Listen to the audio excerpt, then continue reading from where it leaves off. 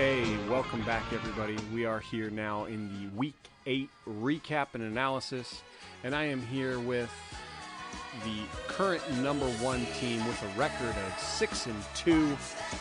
Eli, how are you? Oh, I'm hanging in there. How are you, Jake? I'm all right. You're kind of, at this point, you're pretty high, and your team's up there right at the top as well. It's true, I am. I'm just hanging in there for my Lincoln Park Award number 2. Okay. So the burning question on everybody's mind at this point, um, obviously most seasons you've kind of been a bottom dweller ever since I think it was year 2 was the last time you were really up in the top. Do you know what's different about this year? What have you done differently that, some of us down here at the bottom can really emulate?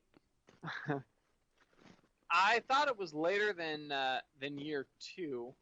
I was thinking it was year 3 or 4. Doesn't matter. Either way, the biggest thing that I'm asking the rest of you is, well, the biggest change for this year is, how do you say, dumb luck? Yeah. You've kind of Plain made and simple. You've made, I believe, the third fewest moves as well, tied for the third fewest moves. Just kind of getting that perfect combination, and I believe your third highest point scorer as well. Yeah. I mean, they say there's a first time for everything. My biz my biggest question is how the fuck are the rest of y'all losing? I anticipate losing every time I play this fucking game, Mm-hmm. but y'all are doing it worse than me. And I'm not sure how you managed it. You know, it happens for most of us all the time. Some of us just kind of getting bit by that injury bug, and for the rest of you, as they say, a blind squirrel does find a nut every now and again. But enough of that. We are going to jump right on into the recap here. You're gonna claim injuries when my quarterback is on IR. Oh, How many people wait, do I have on IR right now? you're talking the quarterback that vultured like all the touchdowns from Zeke. Yeah, okay, cool. Well, I have Zeke in a different league, so Yeah, feast or famine, I suppose. sure. But all right, like I was saying, we are going to go over to the recap here and moving right along. Last week, games were a little rough for some of us. Masochistic Monkeys, you did squeak by Steel Dynasty. Maybe, just maybe, another name change there for Deshaun. Whooped up on Solania. Chubbawamba got demolished by Sea Chicken Chokers. The Dark Knights scored sub 100 yet again, losing to Bear Down for Balls Deep. And Clunge Plunger on that losing streak fell to Flaming Moe's. Outside of your kind of squeaker there, what other big surprises were there from this last week? To be honest, I was a little surprised that you, as the Dark Knights, tanked so hard. I, I mean, it's a war of attrition whenever I see you and Tanner play each other. But I was surprised that you did as poorly as you did. Surprised Deshaun did so well. 169 is a hell of a score. Mm-hmm. Especially for Deshaun. Especially for Deshaun. Other than that, it seemed like a generally standard week. I mean, somebody's got to take the high score, somebody's got to take the low, obviously. Yeah. Haley kind of bit the bullet a little bit, as Yeah. well as you, Jake. Yes, that is an astute observation. Now, at this point, I am underscoring everyone by, I believe, 120, 125 points, something like that. But when it does come to strength of schedule, Sean is still the one with that easy schedule, followed by, I believe it's Arthur and then Tanner with some of those easiest schedules. Do you think this will all continue? Do you see yourself finishing up at the top, or is it just going to be that kind of that wheel that keeps on rolling? The wheel in the sky, Jake. Um, I don't know that reference. you're missing that. Okay.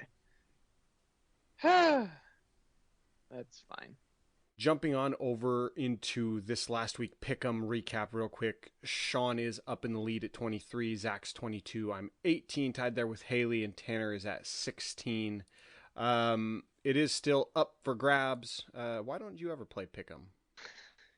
To be honest, I forgot this year. You know, I won it my 1 year, and other than that, it falls by the wayside, and I generally forget. Sure.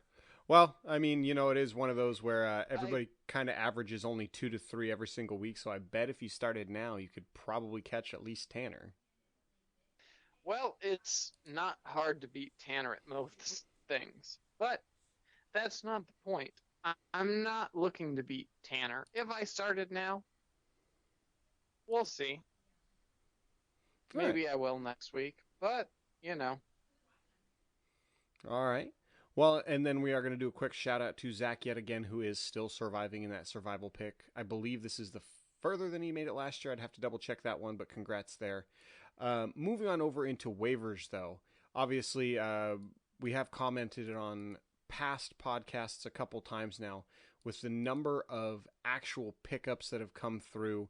Hayden is at an all-time high of 29. Flaming Moses trying to catch him there at 24. And then both Haley and Deshaun at 22. I don't think we've ever seen a season with this many transactions. But from this last week, with some of these waivers going through today, what were kind of your favorite moves? Did anything really stand out to you? Don't get me wrong, plenty of people got stolen from me given waiver priority. It's been a rough year, and I'm unbelievably grateful for the fact that we have so many IR spots, just with how many people I've lost. And interestingly, almost none of them have been actually COVID losses. It's just been luck of the draw and broken legs and fuck me as a player. But hey, I get those extra COVID spots, and I'm perfectly happy to take them. Yeah. Well, I mean, a couple of the pickups, obviously, that I saw is I don't know how much of it is chasing points, but obviously, Clunge Plungers moving on from Mike Davis and going after Jamichael Hasty. San Francisco has kind of been injury prone, to say the least. Otherwise, Chumbawamba making 4 moves. I believe that was the most this week. And then looks like Tanner, I believe, is chasing points with Marvin Jones, especially since Matt Stafford did go on to the COVID IR as of this morning. But otherwise, it does just look like more churning through that some of those players. But we'll see how it goes, huh? Well, we're all chasing points this year. Every season we try to chase points, and whether it works out or not, this year in the COVID season is even more so point chasing, and it's been it's been a rough year. I mean, I'm sitting at first in this league. I'm sitting at like 5th in a different league, and I'm sitting in last in another league. It's it's a crapshoot, and nobody really cares about this season as far as the coach. Yeah.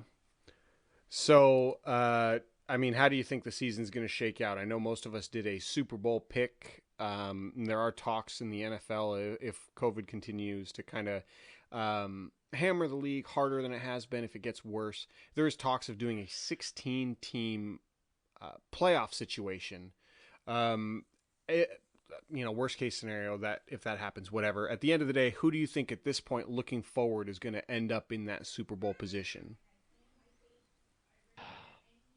I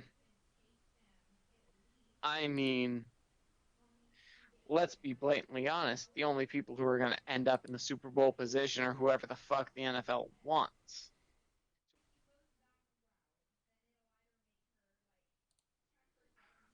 For years, we have known that the league kind of picks what it wants on a year-to-year basis, kind of like the WWE.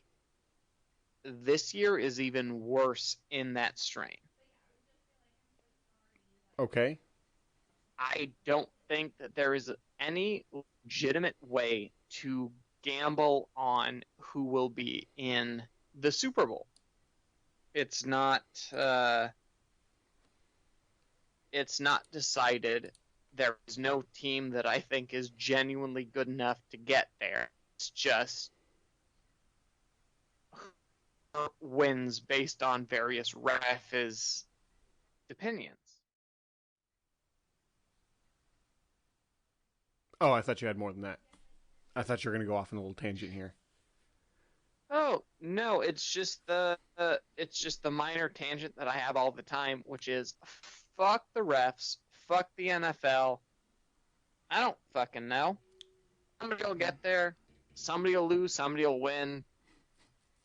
The rest of us sit here as plebs hoping that we guess right.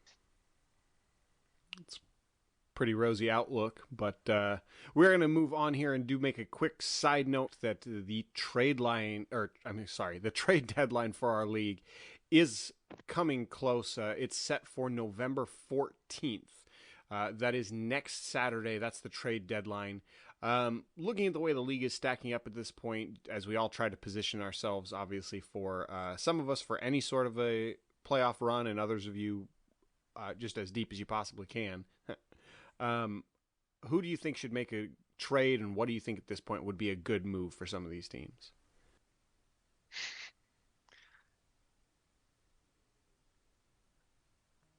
What can I say other than every year there are, of course, moves that could be made. There are moves that we all want to be made.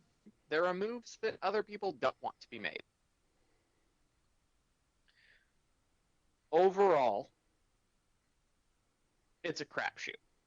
Okay. As we've seen more than enough times, just this season, it doesn't matter who you have when you have them. This is the hardest year that I've seen lately to chase points. I don't anticipate any trades. Honestly. Okay. It's too dicey to trade. I mean, I think in most situations when it comes to a trade, it's kind of to each their own. Now, I know Deshaun had been shopping around Amari Cooper. What do you think a fair counter to that is? Because obviously, I mean, third string quarterback potentially, Dallas. That's not exactly an opportunity, to say the least. It's Amari Cooper is as talented as he is. He hardly works when he's a good quarterback. He definitely doesn't work when he has a bad quarterback. Definitely sounds like there's The Cowboys are little resentment there from a Raiders fan perspective. Very much so. I would deny my personal hatred of Amari Cooper as a player. Fair enough, then. Before we do jump on over into league matchups, are there any notes that you have or tangents you want to go down for the season so far, or any of the teams and all the happenings and all that jazz? The way that I have seen this season is a little bit like that scene in Revenge of the Sith. Mm-hmm. So they get caught by the Ray Shields and Obi-Wan. That's Sean and Arthur say, hold on a minute, we're smarter than this. And that's me, says, apparently not. And all the rest of you, as the league, are Palpatine sitting in the corner like, what the fuck did I just get myself into? And then Deshaun is who comes back, backs his face into the wall. Okay. I don't. How the hell did you guys let me get into this situation? You know, you've said it before. It's been a rough year. You did get started on a pretty good foot. I mean, I don't know. It's probably a combination of a bunch of things, huh? I'm just asking questions. Okay. No, overall, it's it's been a weird year, Mm-hmm. and obviously, a weird year is the only chance that I have to make an actual run Mm-hmm. at the playoffs. A win's a win. I mean, what can you do? Um, Looking forward to the rest of the season, though, do you have any bold predictions how you think it's all going to finish out, or anything crazy that's going to happen this next week right before we jump on into matchups? Uh, I think Deshaun does have a legitimate chance at making a run here at the end. He might not end in the top four, but he has a chance of making it out of the toilet bowl at the best. I think that he has a chance for that. Okay. Other than that, Well, not to get ahead of yourself at this point, but have you started thinking about what kind of a punishment you would lay down if you ended up in first? Or is that entirely dependent on who ends up losing? that's pretty far out there. I don't anticipate winning at this point. If Okay. I manage to win, that would be a huge amount of thought going into a punishment. I don't have the capacity at this point to start dedicating any of it to a punishment Mm-hmm. over the actual league at this point. Gotcha. All right. Well, we'll see how that one plays out, and obviously you do have a little bit of time left as we look towards week 9. Playoffs are 14, 15, 16, so we're kind of getting there. Hopefully, not too soon. Going to see some people clinching, but this next week, when it does come to matchups, we have Sea Chicken Chokers versus Clunge Plunger, Chubbawamba versus Solania. Steel Dynasty looks to have a close game with maybe, just maybe. The Dark Knights look to get demolished again versus the Flaming Moes, but I believe he won last week, so if his win-loss thing happens, maybe it's time for the Dark Knights to turn around. I don't know. And the last one there obviously looks to be another close game for you. There versus Bear down for balls deep. Projected at this point is 144 to 139. Do you think this week projections are going to kind of take it, or what are the biggest upsets going to be? Well, especially during this season, it's been difficult to call anything. It's always difficult to call in fantasy as a whole, but I would say that given the way that Steel Dynasty has trended, I think maybe just maybe has a pretty decent chance. Mm-hmm. Sea Chicken Chokers has the rear a bit, but I think we're going to see an upset there. Don't quote me on it. That's a guess. And obviously, I'm pretty bad at this shit. Other than that, though, Chumbawamba has a good chance of beating Selenia only for the fact that Arthur is, of course, the head of Selenia. So, Mm-hmm. other than that, I'd say most things are a bit of a toss-up. The Dark Knights have had a hard time this year. Sorry, Jake. You only deserve it. Carmia and whatnot.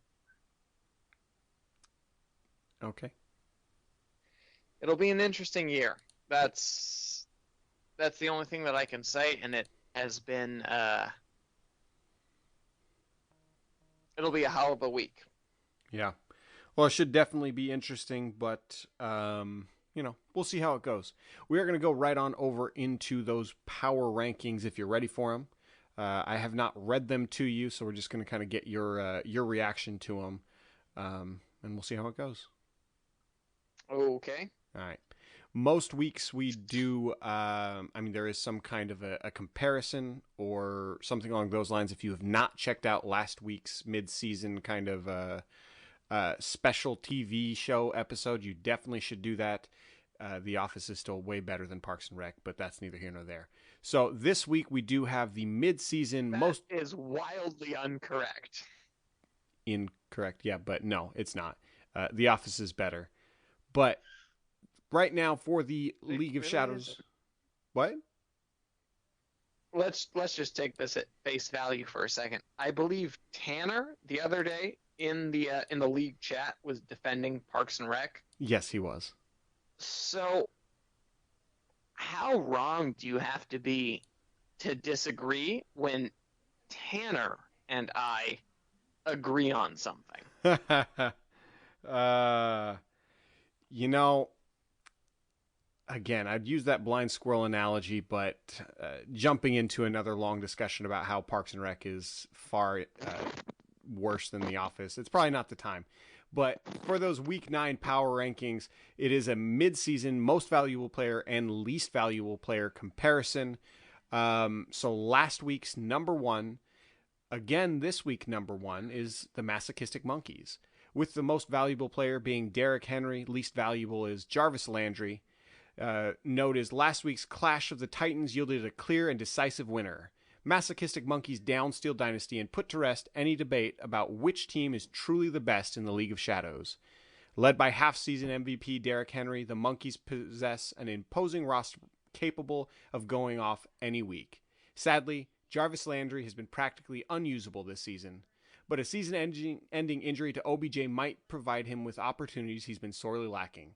For now, this team reigns supreme, but there's still plenty of time for them to, quote, Eli it in the end. Do you think that's a fair observation? It is. It's a very fair observation. There is plenty of time for me to Eli the rest of this season. I have a lot of players that have done surprisingly well, and a lot of it has been luck. I would be happy to acknowledge that several other players have done better than me this year. But in the meantime, I will accept my laurels and continue doing okay. All right. Well, now number two is also last week's number two, staying right there, is Steel Dynasty with most valuable player. That most valuable player being Pittsburgh's defense. Least valuable player is Chris Godwin. Despite last week's loss to the Masochistic Monkeys, Steel Dynasty still sits near the top of these power rankings. Let's not forget this team was on a 4-game win streak before last week. Even though Steel Dynasty doesn't have the alpha dog from its position players, they have an all-around solid roster and have the best and most consistent fantasy defense in the Pittsburgh Steelers. If anyone has been a disappointment from this team, it's been Chris Godwin. He just hasn't stayed healthy this year and has underperformed in most of the games he's appeared in. After talking a big game, the cold, steel shaft was turned against Steel Dynasty, leaving them with a bruised ego and butthole. Metaphorically speaking, of course. It's true, Steel Dynasty is the one of the best teams in the league at this point. I barely eked out a win. It was honestly surprising to me. Yeah. Really, let's be honest here. The main reason that I won was simply the fact that Sean made the giant mistake of playing a Lions player. I have constantly and emphatically talked about how much I hate the Lions. They're a bad team, they have bad fantasy players, and if he had played literally anybody else but Galladay, he might have had a chance. probably would have beat me. It's like what, 5 points that I beat him by? Yeah. Well, you did beat him by 4. Galladay obviously did get hurt, but I mean, to kind of defend Sean here, Galladay has been that number one wide receiver, going 13, 13, 18, and 18 points the weeks before. I mean, that's a fairly consistent wide receiver, and looking at his bench, I mean, outside of the 1.4 points from Adrian Peterson, he only had his red shirt otherwise. I mean, looks My like point stands. My point stands. The you just second said he could that have you played need a anything else. Lions player to show up, they won't. All right. Well, I mean, again, he had been consistent at 18 and 18 the 2 weeks prior. I mean, for the most part, that's pretty good when you have that as a player, no? I mean, speaking from personal experience, from this season especially, anyone who scores over 3 points is pretty valuable. That's are very valuable, except for a Lions player, because they will never show up when it matters. Okay. Well, Chris Godwin is still listed as his least valuable player. Now, Sean also has multiple people in the injury category, so we might see a little bit of a fall from the top, hopefully. But now, last week's number 5, this week's number 3 is the Sea Chicken Chokers. Most valuable player, obviously, is Russell Wilson, and least valuable player is DJ Chark. The Sea Chicken Chokers got back on track with a convincing win over Chubbawamba. With Russell Wilson leading this team, they'll be a threat every week, as he has posted no less than 35 points in every game this year on his way to overtaking the overall QB1 spot. DJ Chark, on the other hand, has been a massive disappointment, only giving this team one usable game, and now is faced with an unfavorable QB situation. After social distancing themselves from victories for 4 weeks, Sea Chicken Chokers are ready to get back out there and become a super spreader of L's for the rest of the league. Nice. Yeah. All right, and then we are going to go right on into number 4. Last week's number 4, staying right there, consistent, is Bear Down for Balls Deep. Most valuable is Alvin Kamara. Least valuable, Leonard Fournette. After a razor-thin victory 2 weeks ago, this team definitely went balls deep on the Dark Knights last week. It helps to have the number 1 overall RB in Alvin Kamara to leave in your lineup every week, making a case for him being the MVP of the 2020 fantasy football season. The same can't be said for Leonard Fournette. It's not that he's been bad all season, but whether it's injuries or inconsistent play, it's just impossible to play him with any confidence. Once projected as a bottom feeder of the league, it's become abundantly clear that much like a fart ensconced in the cushions of your couch, this team will always hang around, popping up for just an unpleasant surprise at the most inconvenient times. Wow. Tanner has been, at best, hit or miss. And, I mean, I know it's an old cliche of Tanner and I talking shit. Because, fuck Tanner. Mm-hmm. But, he got a solid win over you this week. I've got a match up against him next time around. I'm interested in how it will go. Mm-hmm. He's got an okay team. I'm seeing him middle of the pack. I'm putting him right around 6th place. I think that's a good spot for his team this year. Sure. Well, that sounds about right, but obviously with Alvin Kamara, you never know how it's going to go. And too bad he can't play me every week, right? Exactly. Yeah. Who doesn't want a free buy every once in a while? Yeah, must be nice. But all right, last week's number 6, this week's number 5 is Flaming Moe's, with most valuable, obviously, is Dalvin Cook, least valuable being Michael Thomas. Flaming Moe's did not disappoint in their quest to be the most mediocre team of all time, beating Clunge Plunger in a runaway. This team has yet to win or lose consecutive games this season. If not for Dalvin Cook's ridiculous scoring explosion, who knows where Flaming Moe's would have gone, considering the paltry output from the majority of the team.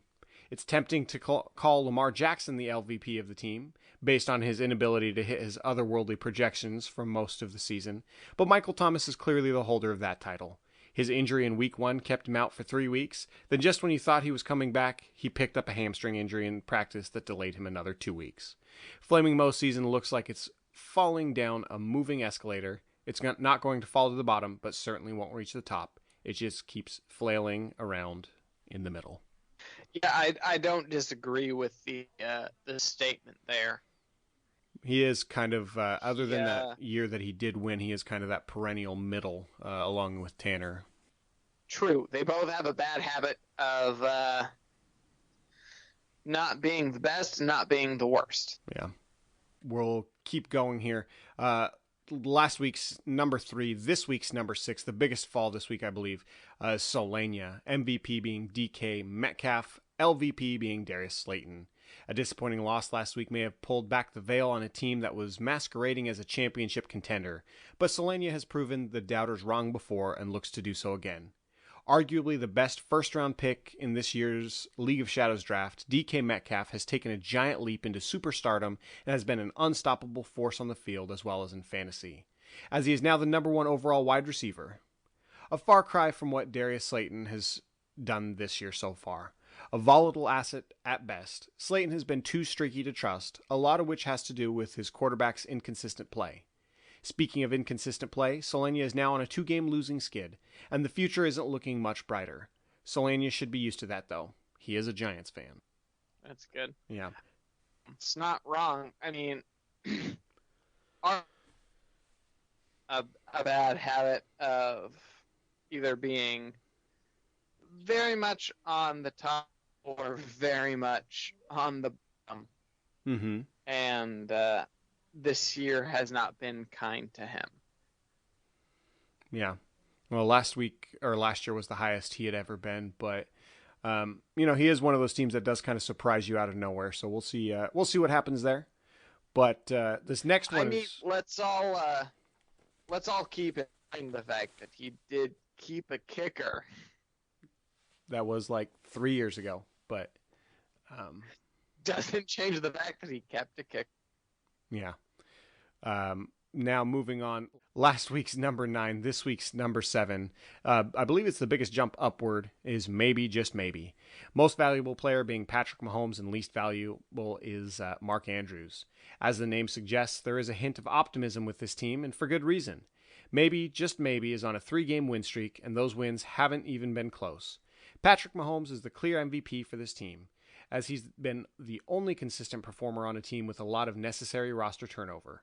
Unfortunately, Mark Andrews has suffered from poor QB play, leading to 4 games of 2 points or less. It's going to take a lot more than a name change to turn this thing completely around, but it's worth a try. Though, a wise man once said, trying is the first step towards failure. It's Deshaun. Mm-hmm. For all his ups and downs, I will never count out Deshaun. I am still not entirely convinced that he won't fuck all the rest of us and win the league simply out of spite. Yeah. He's got a good team.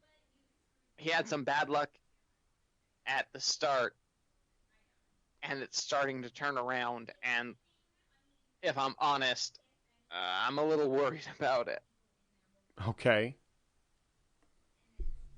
Why is that? Because it's Deshaun, and the fantasy gods hate me. And for all I know, he's gonna just, fuck all of us with a big, spiky dildo. All right, that's quite the visual image. I will point out that he is only ever, whenever he makes the playoffs, the best he does is only second. So if you make it into the championship with him, odds are pretty good. But we'll see how that one goes. We do have 3 left here, so I'm going to bust through these and we'll get to your final thoughts.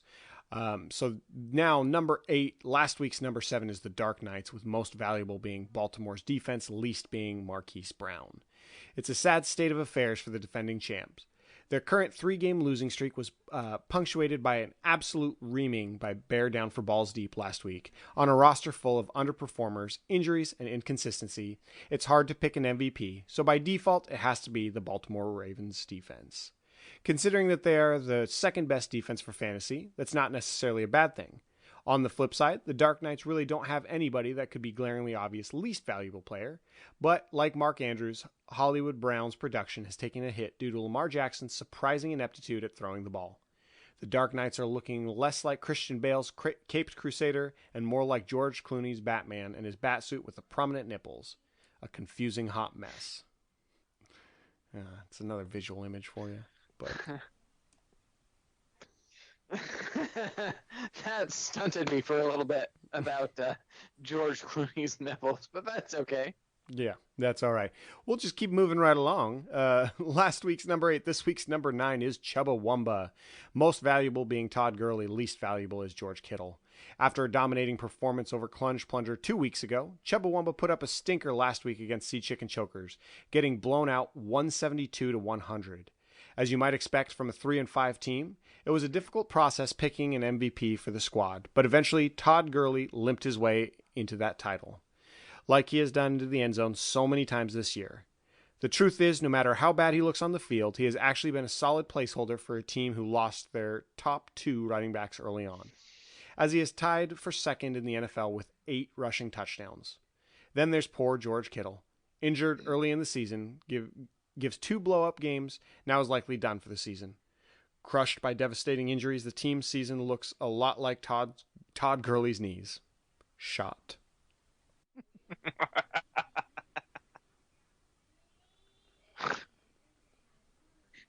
That one got you there,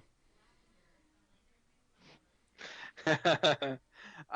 Oh, man. I've been fucked over enough that, yeah. Todd Gurley's fucked me one too many times without lube. All right. Another great visual image there. We're going to wrap up the power rankings. Number 10 last week, also number 10, is still Clunge Plunger. Most valuable player is Kyler Murray, and least valuable is Juju Smith-Schuster. What more can be said about this team? Despite having a talented roster, despite making all the right waiver moves, despite playing guys with great matchups, they still keep taking losses. Until his bye last week, Kyler Murray was the number 1 overall QB and has been downright ridiculous for fantasy. He's probably carrying every fantasy team that drafted him, not named Clunge Plunger. And they're all going to the fantasy playoffs this season. Unfortunately, Juju Smith-Schuster is weighing this team down with the promises of production but failing to live up to the lofty expectations. On the bright side, this team is actually doing something right, because the plunger is only useful if it's in the toilet, and it's looking like that's exactly where their season is going to end up. Nice. Yeah. That was a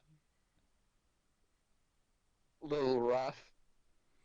Yeah, I mean, Clunge Plunger has kind of hung out down there at the bottom in these power rankings, and I imagine after a 5-game lose streak, that's probably where they should be. But I will say at this point, current projections do have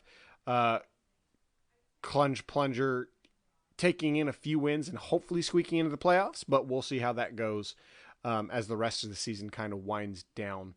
Now, as we do look to wrap up this podcast here, is there any trash talk or notes or anything you want to lay on us here? Tanner, by the way, fuck you. I hate you. I hate everything that you stand for. I hate everything that you ever talked about.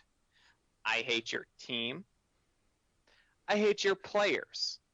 I hate literally everything on your roster. Fuck you. I want to kick your ass this week. I hope to see you soon for tea. Nice. Well, sir, we are going to go ahead and wrap up this here recording and get this on the old YouTube. But thank you so much for taking the time to chat with me. Hopefully we'll have some more time for you later on in the season. Sounds good. Thanks for having me on and whatnot. What other things do you sign off of a podcast for? Let's see. To the league, let me state a wholehearted fuck you, fuck your team, and fuck your players I am currently in first, and although I will, of course, lose, I am happy, of course, for the moment